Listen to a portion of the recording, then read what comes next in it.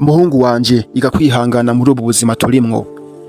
Iyi si iraruhije, ntigira impuhwe kandi koko ntigira n'imbabazi.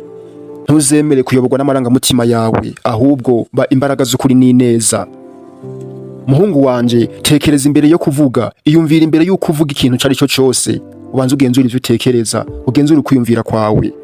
Kuko amajambo akomeye nk'icumu ashobora gusambura cambura kubaka. Muhungu wanje, gira umutima mwiza. Ntukagire ubugome mu mutima wawe, ntukagire inzigo n'ishari mu mutima wawe. Maze itiha abababaye ntukabirengagize. Kuko ineza izokugirira akamaro mu buzima bwo muri kazoza. Nubundi barayamaze bavuga bati ngo ineza ntibora, kandi bavuze ngo ukora ineza ukayisanga imbere. Gira ukuri mu mutima wawe, ntuzigere uba umubitsi w'ibinyoma.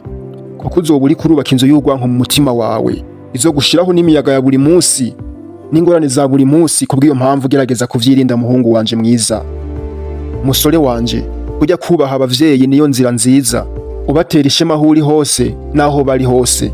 Kuko umugisha wabo ni nk'umuco ukumurikira inzira yijimye. Ntukihutire gukira vuba, ahubwo ihangane kandi ukore cyane. Kuko burya ngo amafaranga menshi ngo atazi ahava, ngo aneshwa vuba n'utazi yaja. Musore wanje, ntugatwagwe n'isi. Imana yonyene niyo yo kwizerwa kurusha ibintu vyose. Kandi musore wanje, ntutinye kugenda wenyene. Iyo uzi uri kuraja, ntugatinye n'umusi n'umwe. Burya umugabo nyawe si witwaza igihagararo, ahubwo umugabo nyawe ni ufise umutima utagira uburyarya, kandi umugabo nyawe ni uwubaha ijambo ryiwe. Iyo avuze ego bikaba ari ego, n'iyo avuze oya bikaba ari oya. Muhungu wanje, ndakugira inama, niwazigendera uzoba umunyamugisha mu buzima bwawe bwa buri munsi, kandi ukazobera abandi icitegererezo. Burya uruzi rutemba buhoro, rugenda rutonyanga amazi, rugenda rutekerereza imisozi, ruherekejwe n'akaji k'amahoro. Niko n'ubuzima ngo butemba, bunyimba utitonze bukagutwara, nk'umugozi uyarimwo ukabura icerekezo, maze y'amazi agatwara wa mugozi aho yishakiye, ahariho hose. Bivuze ngo ntusamare, reba kure kandi wiyumvire cyane. Burya imizi y'igiti kinini ngo ntihungabanywa n'umuyaga, ntihungabanywa n'ibuye rije ryose, irahagarara ikagwana urugamba. Muhungu wanje, gira imizi, ibera isi icicaro gikomeye. Ntuzotwagwe n'ibihuhusi bihora bihiga inzira karengane. Ucunge neza musore wanje, nawe ntuba inzira karengane. Izuba ntiriva ryihuse, ribanza kwitonda, riratambika rikazana imirasire gahoro gahoro, buke buke, maze rikamurikira isi yose mu mwanya muto, kandi rikamurika ibihe vyose. Muhungu wanje, gira ukwihangana muri wewe, ntukifuze gukomera vuba. Kuko igiti ciza gishora imizi, kikazamuka citonze, kikaduga citonze.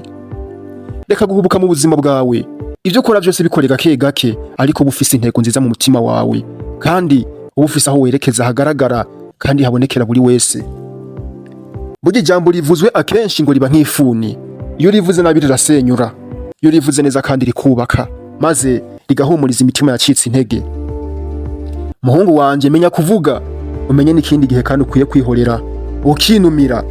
Menya kuvugira abandi ukuri, kuko burya ukuri kuragucungura ibihe vyose, kandi ukuri kwama kwatsinze ibihe vyose. Muhungu wanje, ntugaceceke igihe ubona akarengane, igihe ubona ubwirasi mu bantu. Ntukemere kugirwa umuja w'isi, ahubwo wewe ba umuriro w'icizere. Muhungu wanje, gira ubutwari, gira umutima wuje neza, kuko burya isi itegereje intwari. Iragutegereje, itegereje wewe, itegereje umuntu azoyobora urugendo rwayo, kandi mu nzira nziza, mu nzira y'umuco, mu nzira yishimirwa n'umuntu wese. Ngo burya umwijima ngo urahisha amaso, ngo ariko ntuhisha ukuri. Nubwo umuntu ashobora kwirengagiza ukuri, ntibihindura impamvu nyayo y'ibintu. Burya ukuri ngo ntiguhindurwa, ahubwo ikintu gihari ntikugaragara. Burya umuntu yanka guca bugufi, uvyanka vyakunda ngo azohonda umutwe ku muryango w'inzu igihe ari karinjira. Iyo uri kurinjira mu nzu, gerageza kunamuce bugufi. Umuntu w'ishaka n'ubwibone azageraho ahura n'imbogamizi zizomwereka ko guca bugufi ari ibintu vy'ingenzi kandi ari ibintu vy'akamaro ku muntu wese. Burya inzira ndende ngo iraruhije, vyanka vyakunda uraruciye mu nzira ndende, ngo ariko niyo nzira yerekana bihanganye. Ibintu kenshi bigorana ngo bigaragaza abagwanya urugamba nyabyo, ukuri ko kurugwana. Naho inzira ngo yoroshe ngo siyigaragaza intwari. Mu gihe utaravumbura agaciro kawe, uzahora uri umugaragu w'abandi. Burya umuntu atazi ubushobozi bwiwe, atazi ikintu ashoboye, azohora yifashishwa n'abandi aho kwifasha ubwiwe.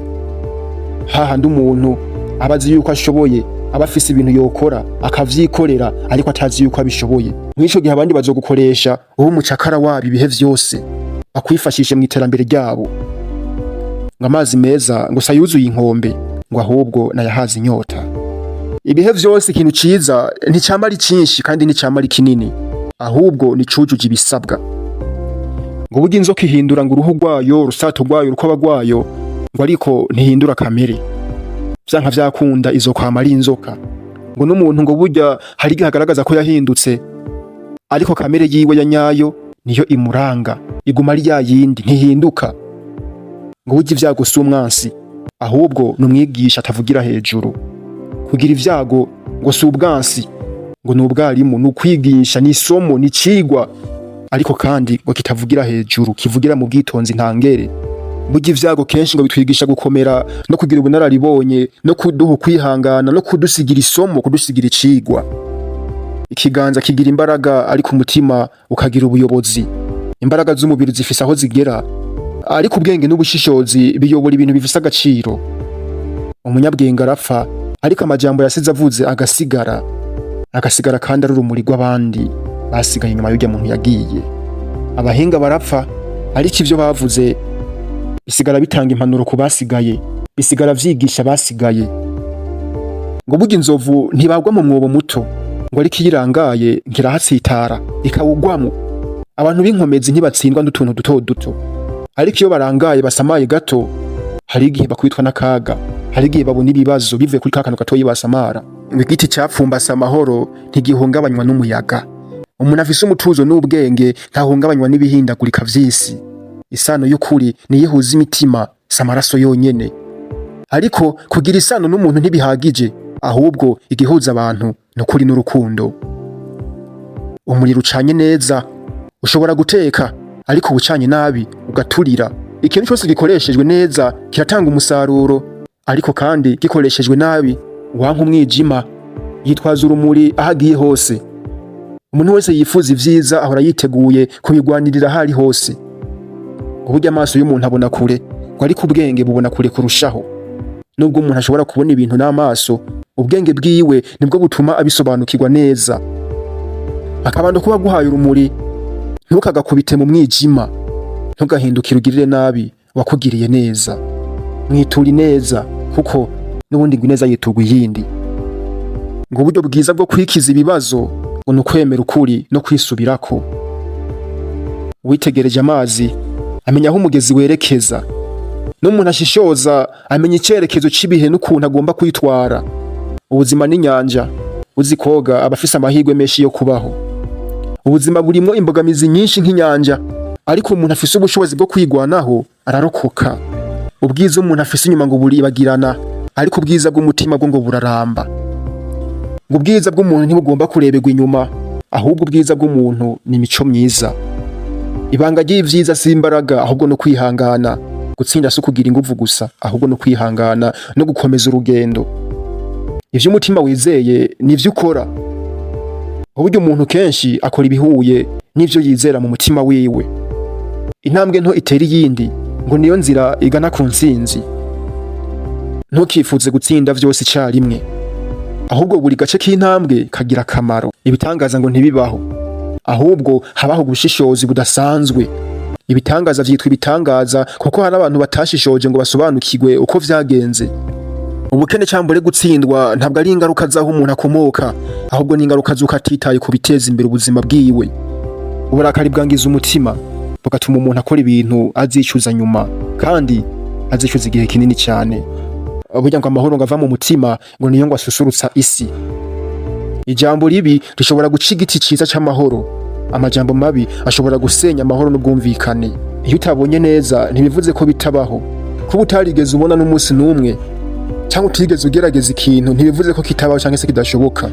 Umuco mwiza n'umurage utanga umunezero kurusha ubutunzi. Amafaranga n'ubutunzi birashira, ariko imico myiza irasigara kandi igasiga izina ryiza. Je mwumva ni Sharifu.